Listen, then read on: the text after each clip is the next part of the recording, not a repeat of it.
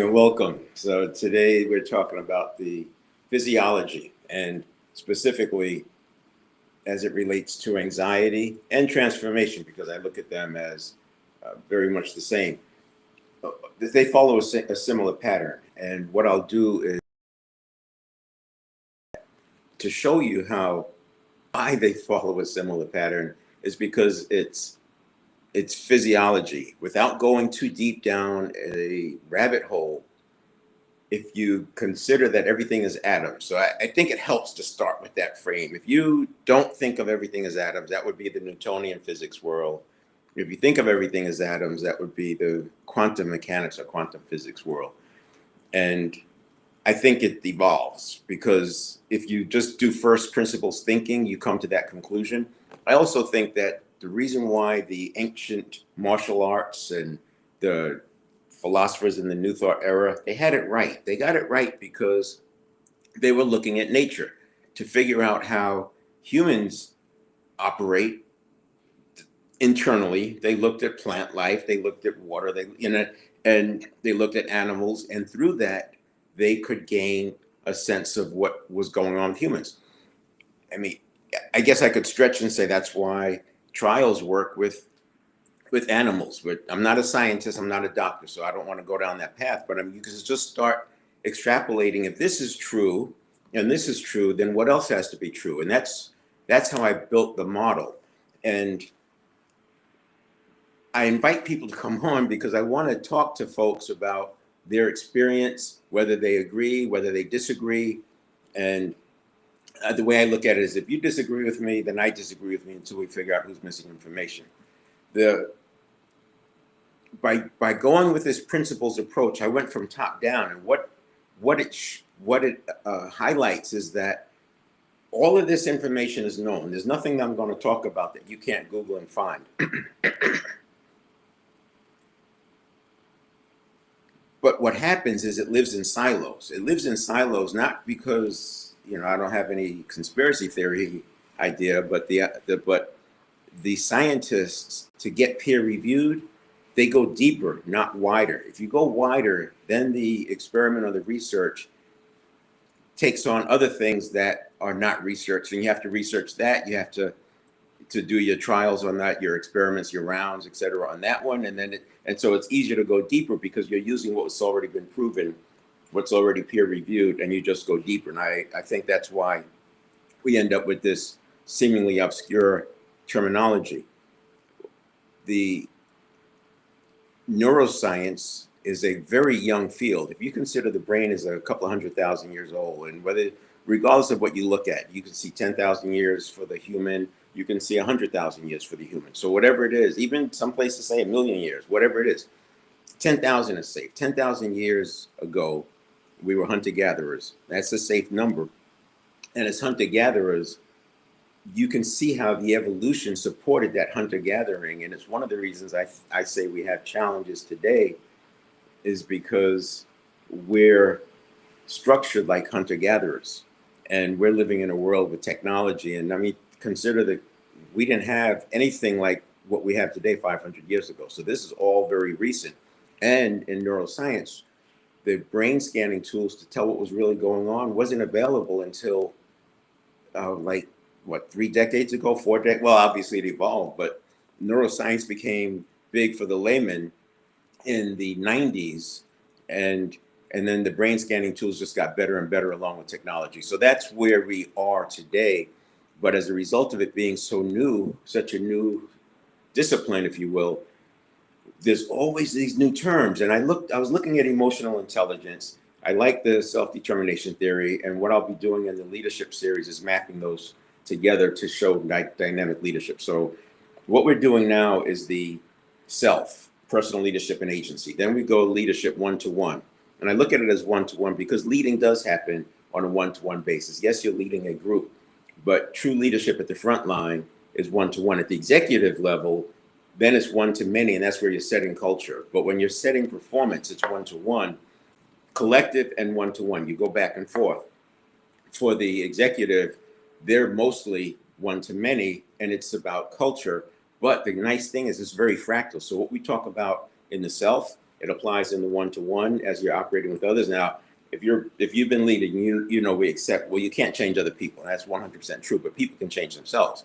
That's the whole point about the self. Once you learn how to change yourself, it makes it easier to help other people change themselves. I'm gonna close this door. I'm getting some sounds.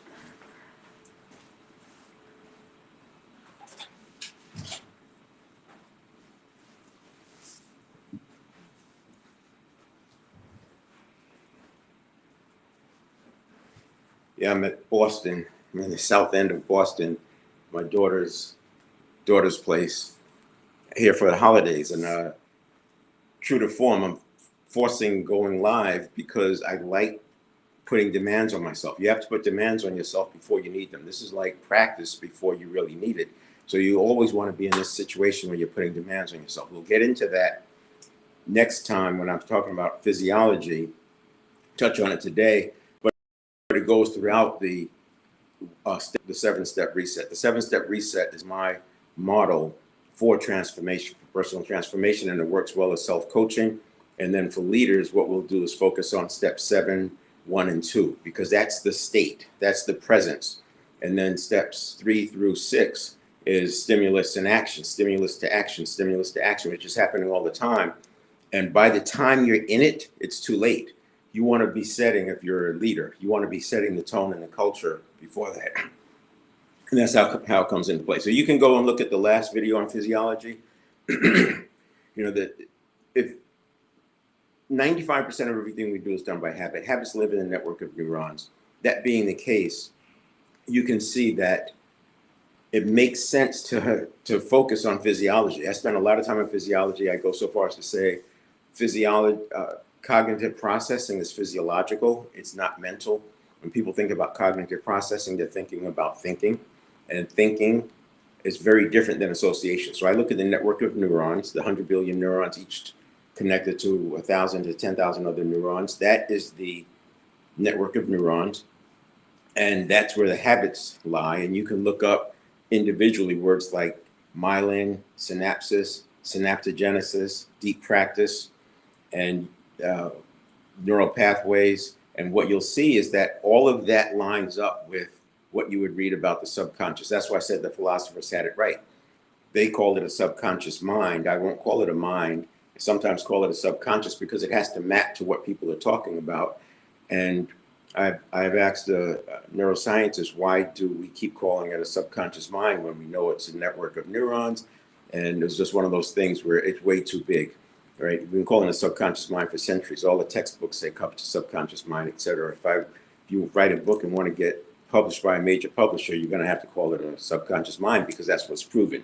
If they go look for research that says it's a network of neurons, they'll have to do multiple layers to find it, and that's not how you're going to get a book published. And that's I'm saying that. That's me saying. So when you start looking at epigenetics and gene expression and heart math, the folks at Heart Math Solution or Heart Math Institute did some great work. The book is called Heart Math Solution, which lays that out, and it makes the link between people getting sick and not following their heart or going against their heart. So it gets big. So what we're going to do is jump in here. I talk about the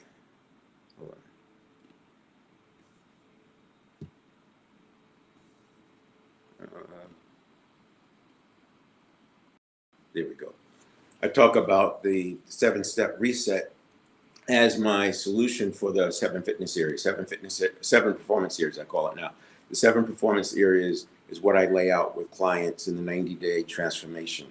And we do laps around the mental, physical, spiritual, emotional, mental, physical, spiritual, emotional. The reason we're doing this is we have to get the self in place. These are in our control. So mental is in our control 100%. People may disagree a little bit with emotional, but once you get enough laps here, you'll see this is in your control too. And I'll cover that. This is actually step 5 in my 7-step series. So I'll cover that by the week after next. We'll be into step 5. And you do have control over the emotional, but it's not the way you would think. But once we get this under control, at least at a level that's acceptable. So I mentioned going live in Boston and I force myself to do these things because I have to find weaknesses. I have to, it's the same way in sprinting.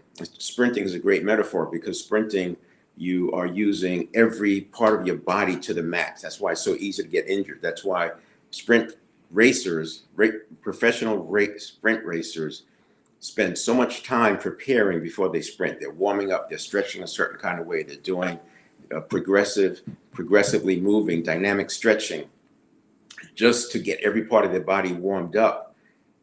Bruce Lee used to say in tournament and fighting, you've got to train every part of your body. And it's because you're at the limit. And this is what we do when we force ourselves into these situations, is we're raising the bar for us, right? We're, going live in different places, and you've uncover weaknesses. Sure, it gets inconvenient. I got in late today finally got on. I had trouble the streaming, you have Wi-Fi issues, et cetera, et cetera. So anyway, once we get this, and then you find new weaknesses, you get a chance to push on that emotional muscle. But within 6 months, it happens. You'll see results in 1 or 2, certainly by 90 days, but 6 months, you should be at the point where you are not anticipating having any issues with you. Very different. And I call this the anxiety crusher, because you stop the spiral before. When you see the signature of it in the early phases of it, you can stop it. And that's why physiology is so important. Then once we get set here, then we do the right side: relationship, professional, financial. So everything's in our control. What we do is in our control. And then that enables us to interact with others. And everything else we do is with others, within relationship, with professional, with financial, involves other people, which means we've got to be able to not get emotionally hijacked. We have to be able to function at our best. We need to be able to show up as the best version of ourselves, day in and day out, regardless of what's going on. We've got to have agency amidst the chaos. And another way to look at the physiology, so you can look up how many decisions does a person make a day, and you'll probably see something like 33,000 decisions are made per day. And that's 95% of everything we do is done by habit. So these decisions are just stimulus response cycles for the most part. And those stimulus response cycles happen over and over and over. And the reason I have this like this, so you have the pre-stimulus, that's steps 1 and 2. Step 3 is the conditioned reaction. And then steps 4 through 7 is your response. And it's the pause to respond, and then the check-in, and then the emotional modulation, then the action, and then 7 is mindfulness, getting back to mindfulness so we're present and we're ready for that next pre-stimulus. This is why I said, as a leader, once this is happening, you're in it, you're not going to have much ability to lead that into a different way. You're going to be more like reacting, just fixing. And we want to get to the point where we know that we've got that mindfulness state tuned in with the individuals as well as the organization.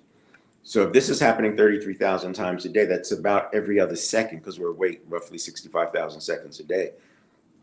You're going to have to get back here quickly. And I talk about like mindset. It's not about maintaining a mindset. It's also about getting back to a mindset quickly, and then preventing yourself from falling off, because you can have a growth mindset in a particular area and you get a shock into the system, and that shock causes you to get a fixed mindset.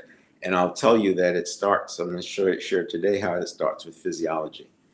That have the 7-step reset. So I already covered this. There's your step 4. So that we condition, and by the way, everything that happens around this step 3, so there's a little bit of pre-step, because the system is always looking, it's always anticipating, and it's already prepped. It's almost like if you're driving up to an intersection, you may let off the gas a little bit if you're unfamiliar with the area, right? You're just prepared, and maybe you even move your foot over the things. If there's like a lot of action going on, pedestrian cars, you might cover the brake. You're preparing. That's sort of what the system is doing with life as we're moving through. It's seeing stuff, because remember this, the network of neurons processes 11 million bits per second. So it's seeing stuff out there, and then it prepares us. So there's a pre-step, and that's priming. Priming happens before the stimulus even shows up. This is why it's so powerful. So even though cognitive biases may be stronger than priming, it's more sequential because of the processing speed. So the priming gets us thinking a certain way. This is why con men can do what they do. This is why advertisers can do what they do in terms of getting us to do things that we were never even thinking about doing, because they're priming us. And then when information comes in, it's coming in through that primed filter instead of a neutral filter. And so one of the things we do here is to make sure you can be aware of when you're being primed, and more importantly, prime yourself. And then you have the step. So we're here now, steps 1 and 2. And as you can see, physiology is last. So we've already covered beliefs, neuroplasticity, priming, mindset. I did covered part of physiology last week, and now I'm covering it at a deeper level. I should say going broader with it to make the case. And then we'll cover it again next week when we get into step 2, because when I talk about state, yes, we have the mental state, the physical state, the spiritual state, the emotional state, and the self-image. But if I was going to work on just one thing, I would take physiology from step 1 and use that for my getting back to where I want to be in step 2. Because this here is what you're being primed into. The calmer I can be, the more focused I can be on my agenda in here, my vision, the better I'll be primed over here. So we set this up, and I would argue that when you do this right, you're not you're not making 33,000 decisions a day because they're getting ruled out. They're just not getting seen. It's almost like if you're playing a video game and there's certain characters that you just ignore and you just focus on what you're doing. That's the internal priming. So my internal focus is stronger than the external, which is why I don't see the 33,000. We're hit with 5,000 and 10,000 ad stimuli per day, headlines. We don't see them, you can't remember them, but they've gone through your consciousness, through your network of neurons. It's been processed, filtered out because it wasn't important to you, but those few headlines that do align with your goals or your fears, those get through. And this is how marketers start to get your attention. Next thing you know, you're buying something, and then you never use it because you've gone down that rabbit hole with the marketer. And the second step, emotional modulation, action, and 7, where we come back. And next week, I'll start talking about, in January, I'll be talking about the leaders, how it looks from a leader standpoint. And so in this model, this is step 1, right? We're wrapping up step 1, beliefs, neuroplasticity, priming, mindset, and then physiology. And any one of these can impact the others. I would say that if you look at which one more, it's probably physiology. And that's why I put it in the middle. And that's why I'm covering it today. But this model here, if you just remember this, this is sort of your development. You're taking care of your personal development so that you are always in a good place in this step 1. So step 1 is not necessarily happening 33,000 times a day. Step 1 is sort of a state. It's where you are, I should say. Step 1 is your present system. Step 2 is the micro view of that current system. So you could think about it like a graph, like a stock graph. It's going up and down, but there's a theme, right? There's a moving average, if you will. So you can think of step 1 as like a moving average of where you are. And step 2 is, are you below the line or above the line? And what you want to do is make sure you're above the line at crucial moments. You may have some ebb and flow, but step 2 is all about checking in, seeing where I am, and then using the tools that I'm talking about to get yourself back to where you want to be or should be for the next thing that's going to come. You don't know what that is. Sometimes you know it's going to be something, like if you're in a sales situation, you know what you have to be on, right? You know what this person's nature is because you've done some research, and so you just have to be prepared for that. Or if you're going to speak before a group, you're going to be on. You need to make sure you're at a good place. I used to do like actors do, and before speaking to a large group, I would isolate myself. I would not be involved. I would not talk to people. I wanted to be totally on my agenda, in my vision. What's nice about the 7th step is that now I understand. Now that I've worked through all of this, I can get right back there quickly, and that's the power of it. So as an executive, as a CEO, you could go from getting bad news to talking to an important client to dealing with a employee situation or an organizational situation to dealing with investors. This can all happen in one day. So being able to get back to where you want to be, and most CEOs have learned to do that, which is why they're in that position. But what I'm telling you, I don't care who you are or what you do, you can have that same skill set. You just have to be willing to do a little bit of work, but we're talking months, not years. So now the network of neurons, they respond the same. So, I put this on there because we talk about get into this conversation about the parts of the brain and, yeah, that's happening in this section. Like you go down the emotional intelligence, that happens in this part of the brain, and this happens in that part. I think the reason that comes up is because there is some sequence to it, and there is some handoff, but you don't have to understand. It's almost like, do you really need to know how the intake manifold, the combustion chamber inside the cylinder, the shape of the piston, the number of valves, and then the exhaust manifold, how those come together to optimize an engine for either top end, mid range, or torque? You don't need to know that. You just step on the gas and go. And that's the level I want to be here. We don't need to know what's happening in the amygdala and why the basal ganglia is handing it off, and then what's going on in the prefrontal cortex. And then you don't need to know that. You can validate it by looking at my content and then validating it with that. But this is about driving the car. And you don't need to know anything about how an engine is built to drive a car. In fact, if you've driven an electric car, you can tell that most of the time you don't even notice a difference between driving an electric car versus a combustion car, because they've got constant variable transmissions and combustion vehicles, et cetera. And it's the same experience. And that's how this is. The nervous system memory is not muscle memories. And one of the nice things about this is that I would say most people I talk to have heard of muscle memory. Many people have used the term muscle memory. The point I like to make is that it's not muscle memory, it's nervous system memory. Nervous system memory, it's the network of neurons, it's the associations. So the conscious mind does thinking. The conscious mind can decide, I want to do X before I do B, because we know that this and this and this is going to happen later. The network of neurons can't do that. The network of neurons lives in the past. It lives on what's already been connected. Neurons that wire together fire together, but neurons that fire together also wire together. So it's all about past associations. 100 billion neurons and trillions of connections. And those connections are the associations. And the reason it seems superior in thinking is because it processes so fast. 11 million bits per second. So you can see why the conscious mind is outgunned, and that generalizes to the conscious mind thinking that the subconscious is superior. But the word tells you sub is below. And then practice equals more myelin, more synapses, and then tuned transmitters. So if you think pathway and a person making a free throw, there's thousands of millions of neural connections in making that free throw.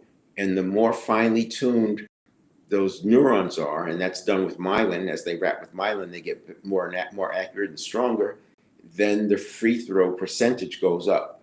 The percentage of free throws goes up. And that's how you get these players being able to hit the basket from the rim, hit the shot from so far out.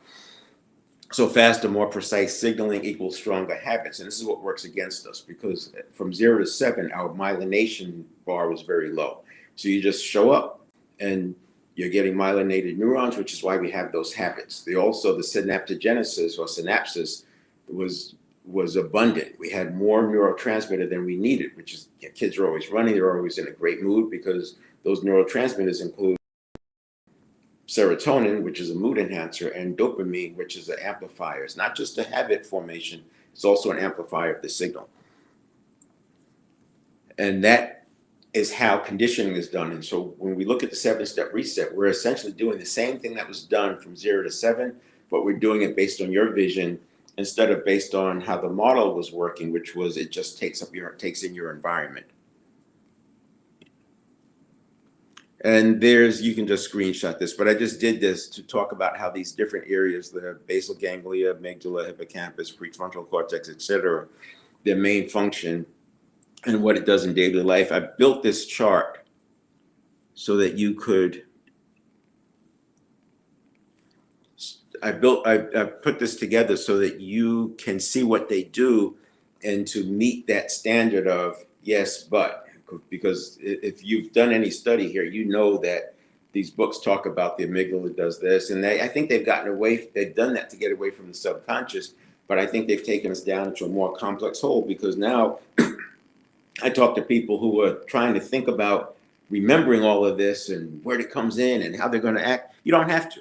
We're going to use self-determination theory for the leaders, and always be engaging where's this person from an autonomy, competence, and relatedness standpoint, and which one do I need to adjust? Which one do I need to impact with my next action? Or what is my next action? How's my next action going to impact autonomy? How does this decision impact relatedness? How does this decision impact their feeling of competence? And we also talk about how you position feedback, whether it's good or bad, so that we're tapping into the dopamine, so that we're telling the network of neurons what's good, or the appropriate way to do it, and we're telling the network of neurons the ways to avoid, and the networks learn. The network of neurons learn the same way it did from 0 to 7 to get along in the tribe, where we are signaling to the network of neurons how they get along in the organization, and that's how the executive can set culture. So culture can be set, it can be changed, and it can be set.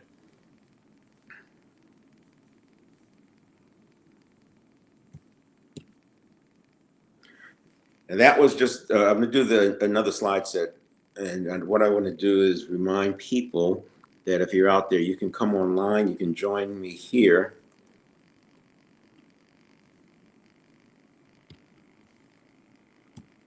Join me on stage.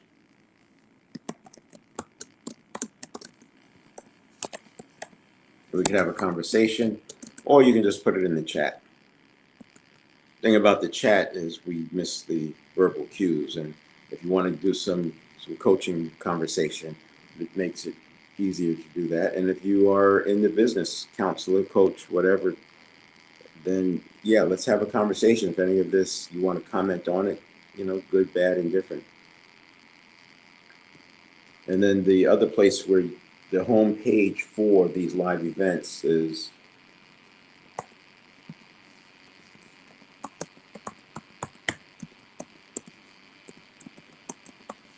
sevenstepreset.com/live. So that's where you can go for past videos. You can see the upcoming schedule. So I'll be live again on Monday. I'm on the East Coast now, so I'm going a little bit later. Normally I'm 8 o'clock Pacific time, and now I'm going at 7 o'clock Eastern time. So it's a couple of hours behind in terms of the start time. But yeah, always welcome. And I'll be reaching out to some folks in the emotional network, the emotional intelligence network, and hopefully we can have some robust conversations. I think the more you hear it, in fact, I will tell you, the more, because I have to enter your world where you are. Here I'm just talking to a screen or to a camera, but when I can enter your world where you are, I can see where the link is missing. What I mean by that is most people have worked out in their mind worked out for themselves, what the subconscious is relative to the conscious mind, relative to habits. They've worked it out and they have a model that they rely on, but there's gaps in that model. So I have to find those gaps in the model and show them how the 7-step reset closes that gap, and we start moving that way. So it's a lot easier to have people get the aha experience when I can hear what's going on in the world.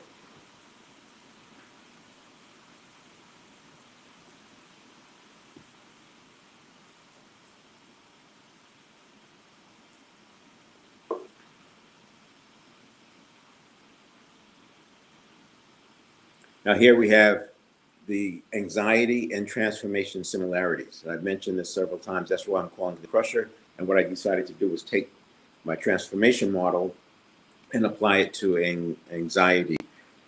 And in doing so, you'll also gain the benefits of transformation, because it's not really that different. One is coming from below the line back up to comfort zone. One is breaking out of the comfort zone and going up. So while the barriers are different, what we have to do to get through those barriers is very similar. So one thing, this is one stopping anxiety spiral that's going down. You need to first stop it and then reverse it. But if you stop it early enough while you're still in your comfort zone, you don't even have that issue. The reverse happens automatically just by stopping it, right? Because you're above the line. So, I draw this diagram.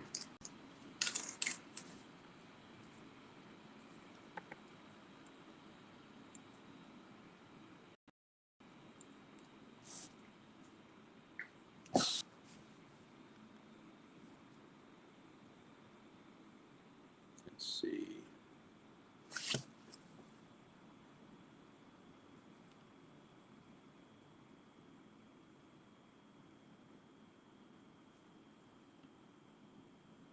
Here we go.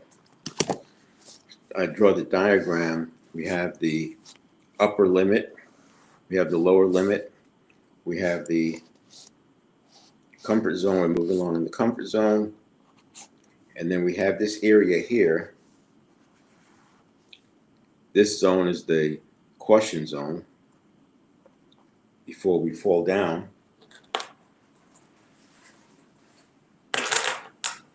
And then up here, it should be an excitement zone, right? But what happens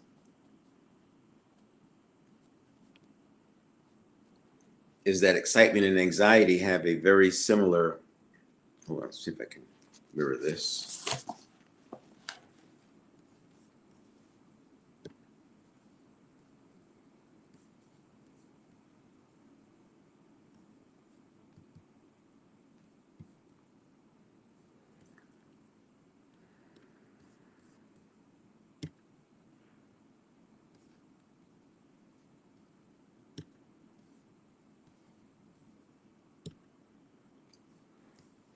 So it's not mirrored, that's unmirrored. It's not, I had to choose not mirror.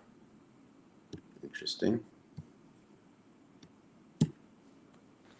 And so we have this excitement, but what happens is excitement has the same signature as anxiety, which makes sense because it's energy. And if everything is atoms, and atoms are mostly, an atom is 99.99999% energy, and only 0.000001 matter, and it makes sense then that if atoms are connected to atoms, the cells are made up of atoms, you can see why excitement and anxiety could have a similar signature.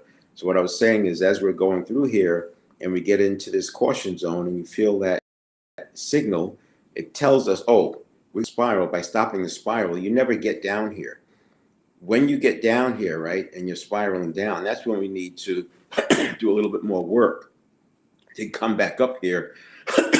And this action is very similar to this action, because when you break through here, you have a barrier. And this barrier causes us to maybe have some cognitive dissonance. We could end up sitting there for a long time. Stories, habits, past successes, models of the world, culture, friends, all this stuff comes into play here, and it keeps people stuck. And then once you break out, you have a new problem. So down here, you lived by habit. 95% was by habit. Up here, especially if you're on this trajectory doesn't respond the same way because your habits down here were for steady state, and you've built them over time and they've been working. It's almost like you fit yourself into the 0 to 7 conditioning that you've had. Now what we have is this new problem up here where you're still moving, it's like up and down, right? And it could be volatile. What we want to do is reduce that volatility. And we're going to reduce that volatility by following principles.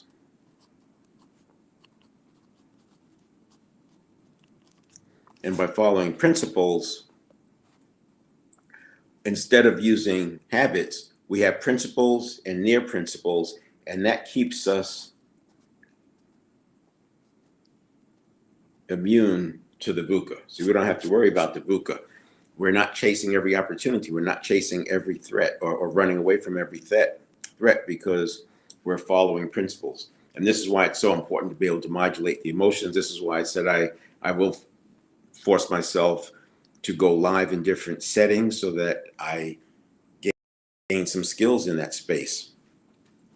And that's where I do this drawing because it's a visual of breaking out, and you can see where people are. Their language tells me where they are. And when they're up here, I can tell that they're pulling old conditioning up here. And that's why after the 90 days, we do a 12-month group coaching. And that 12-month group coaching is to keep fine tuning and bringing people back to principles. Because once you get it, you get it. You don't unsee it.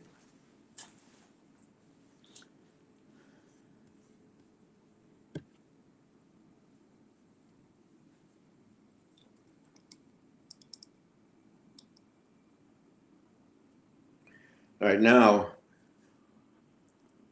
as I was saying, both require catching the physiological spike early, or I should say spike or decrease early, having one or two simple levers that you can trust. And that's what we do when we do laps around the mental, physical, spiritual. We're finding consistent ways that they can deal with, and then that expands it. So this is contrary to what I'm seeing happen with emotional intelligence. Emotional intelligence has gotten so deep and so broad, and now they're creating like intelligence has been broken out, and now you have these other intelligences being broken out, but you can't remember that. So to know or not do is to not know.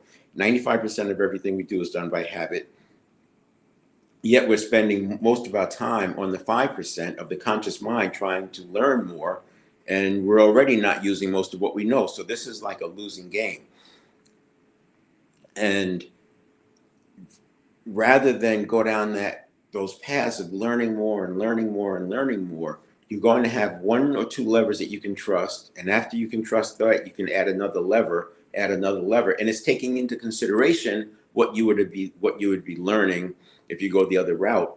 But I think of it like a football team. If you watch a football player go from high school to college to the pros, they don't keep learning all this new language. Running is running and cutting is cutting and patterns are patterns. They may add a new pattern here or there, but they're not adding all this new terminology. They're focusing on the fundamentals and getting better, making the fundamentals efficient. So at the high school level, how they do their footwork is not nearly as important as the footwork at the pros, because the footwork at the pros makes them, you have to be able to pivot back the other way, et cetera. You can't get sloppy with that because the level of competition is so high. And in business, we don't have that level of competition. We don't have somebody face guarding us. We don't have somebody trying to stop our every play. And we can get away with, oh, but I think this way is better, and I think that way is better, and oh, we should do it this way. And there's a new thing now. Let's do that new thing. Let's focus on the fundamentals over and over and over. And rather than use who's most persuasive, we're using principles. That's the idea of that other slide. This is a big one, feeling the intensity without quitting. So when I was talking about going live in different settings and putting myself out there in different settings, and it's not big, right? We're not facing Serengeti tigers. It's just discomfort. Sure, sometimes things go wrong. Sometimes the Wi-Fi doesn't work. Sometimes the camera's glitching. I've done lives outside, and that's really intense because there's so many different variables. Not only do you have people, but you have heat. My cameras would fail from the heat, and then your Wi-Fi interrupts. There's so many different things can happen. And you want to get used to, okay, I feel the intensity, but I just have to keep putting one foot in front of the other. And that's that normal state. You just don't go into spirals anymore. You just don't need to use emotional modulation because you're just flowing through. All right, so these are more slides. These are slides for you to just take a screenshot of. I'm not going to talk about every single thing, but physiology is the major driver. And I'll spend some time on this in step 2. This is why in step 2, when you do your check-in, it makes sense to look at physiology.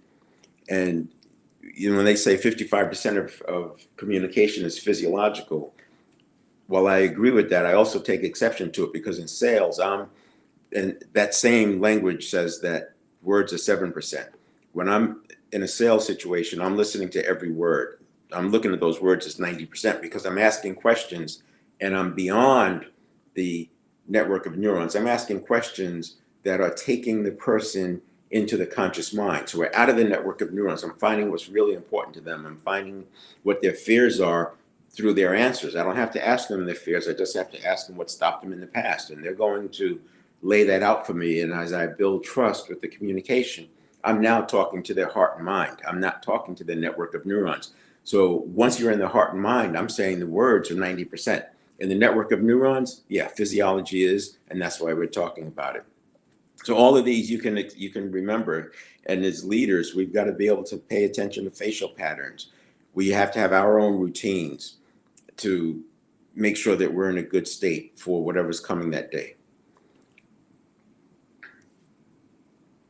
And then I look at physiology as the hardware. So this is, I try to connect it back to like technology, computers, and it does to a degree.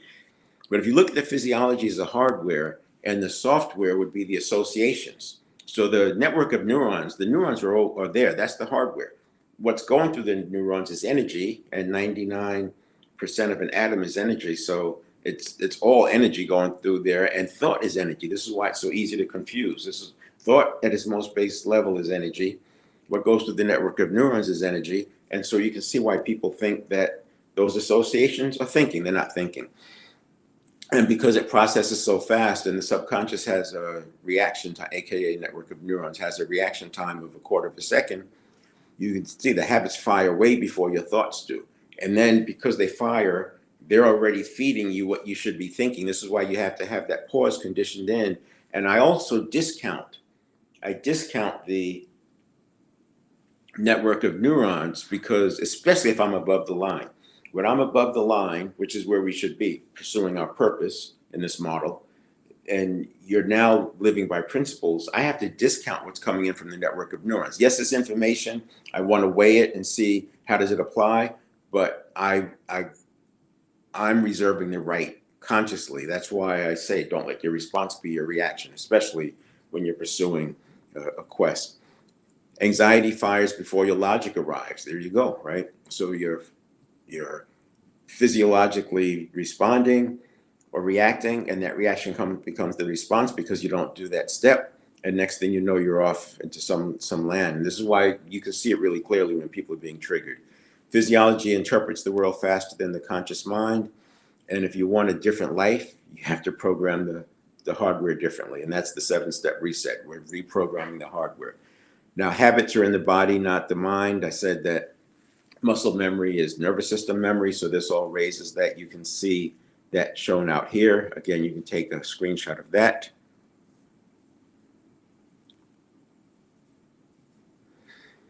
And again, I mean, if you look at the martial arts from hundreds and thousands of years ago, and you look at the combat, what goes on in special forces, Navy SEALs, Army Rangers, it all follows this model.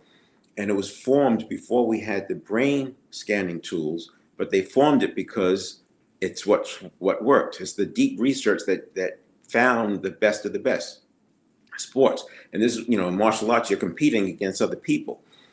And at those highest levels of competition, only the best solutions work. And this is where people have formed it. But now that we have the brain scanning tools, you can actually go backwards. You can do a top-down view and see what's actually working. And this is how I cut across the silos. And you could do the same research yourself and come up with your own point of view around it. And then we have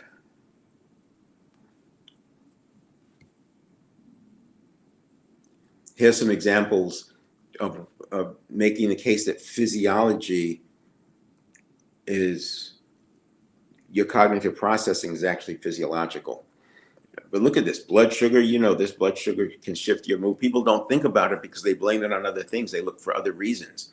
They're in a bad mood. They look for why am I in this mood? But if you look at your diet and nutrition and you understand how long things take to take effect, and you go back and you look at your hydration, and you can see what's going on. Hydration is huge because you need nutrients in your brain. Your brain needs nutrients and oxygen. It gets its nutrients and oxygen from blood. And if you're dehydrated, the blood is thicker, which means it flows slower, more slowly. And that means your brain is getting starved. And when your brain is getting starved for either oxygen or nutrients, it goes into stress mode, fight or flight. You start getting cortisol, and now you're primed for threats and you're less effective. Everyone knows that when you are primed for threat, when you're perceiving a threat and you're anxious, you can't deal with new information coming in, and that's a problem. People know that posture sets tone. Coaches are big on this. They'll get their players standing up and moving. They don't want their players slouching and having their head hung down. It's going to put them into a defeated state before they're even playing. Breathing patterns. This is an interesting one, right? Shallow breaths create anxiety, but anxiety creates shallow breaths. So you can, again, take a screenshot and just work those out, and you'll see that physiological activity is the same as what you get with cognitive processing. And here, habit change takes time, but look, you can this is why you can control it. You can program your posture, your breathing. You can do all of this. You can program all of these things. You can do this. So I don't think it's hard. I really don't. I've looked at the rituals. I've tried the hours-long meditation, which I don't have anything bad to say about them other than it takes time. And I wanted to look for things that were accessible to executives and business people who don't tend to go down that path of long, arduous meditating and all those things. So I have something that's simple that you can apply. I do recommend having some kind of a set in the morning, because you're priming yourself in the morning. You want to prime yourself to be calm. You want to prime yourself on your priorities for the day. You want to prime yourself for your internal vision, and keep your internal vision bigger than the external vision. I take 10 minutes of deep breathing every day, and I do 15 seconds inhale and 15 seconds exhale. I started at 5, quickly moved to 10 using a form of deep practice, and then I worked my way up to 15. I may go to 20, but I'm fine with 15. There's benefits of box breathing: 4 counts in, 4 counts hold, 4 counts exhale, 4 counts hold. There's benefits of that, setting the vagal tone and getting yourself more in the parasympathetic system, being front and center, as opposed to fight or flight. So we don't want to be in fight or flight. We want to be in this nice mindful state. So 4 box breathing, 4, 4, 4, 4 is good for that. And so going to 20 seconds inhale, 20 seconds exhale introduces more stress to the system. It's a different purpose. But what I use it for is anchors. So during the day, if something shows up that I wasn't expecting or that I don't like, I just take a breath. Even while you're in it, when somebody's coming at you, you just take that long breath. That's why I do 15 seconds. I can take a 15-second long breath while they're talking. And essentially what they're talking about is just, I'm hearing it, but it's not going into my network of neurons. It's staying at the surface level. It's just passing through and being processed for what it is, just a person ranting and raving, if that's what the case is. So here's the big slide. I just see that happened. I thought I caught all of those. So physiology, just as you know, when you go from Canva to PowerPoint, you have to double check and obviously triple check, because I didn't catch that one. But you have the other 4: beliefs, neuroplasticity, priming, and mindset. You have these other 4, and this is how physiology affects those directly. You have beliefs, physiology shifts equal belief. Physiology shifts can equal belief shifts. So if your physiology changes, it's almost like a different set of your beliefs come front and center. How many thousands of beliefs do we have? And sometimes they are counter to one another, but your physiology can put a belief front and center or make one take a back seat. And then you have tension patterns. We've seen this. The tension shows up before the conversation. If you're paying attention, this is where we'll focus on with leaders. You have to trust that thin slicing. Malcolm Gladwell talks about it in his book, Thin Slicing. You have to trust that. Now, the tension doesn't tell you what it is, but it tells you to slow down and ask questions to find out. That is so important. I see too many leaders, when they see that tension come up, they go harder. They lean in more. That's what they've learned. If a person is submissive, they may back down, but they back down in the mind, not their heart. and you're better off pulling it out of them and then coming back, because typically it's you agree with them. It's not something that's completely counter. It's just time frames. You might be thinking 3 years, they're thinking 3 months, so you disagree. But once you get synced up on time, once you get synced up on the model of what the map is in the territory, then you're back on track. Then you have anchors. I use anchors a lot. So that breathing, when I'm doing 15-second inhale, 15-second exhale, that's an anchor. That anchors me to that morning ritual every morning for 10 minutes. And I will tell you my view, and I don't know if this is scientific or not, but I believe that as you, let's do this here, that as you go through your day in the beginning, I'm just making this up, but this is my experience. This has been my experience. And it was meditation. So let's say when I was doing 45-minute meditations, because I started with 1 minute, then I worked up to 15. Those 1 minutes are good because you can do it multiple times during the day. And that's essentially what I do now. 1 minute moments. If you do 4 box breath cycles, that's a minute roughly. And there's your 1 minute moment.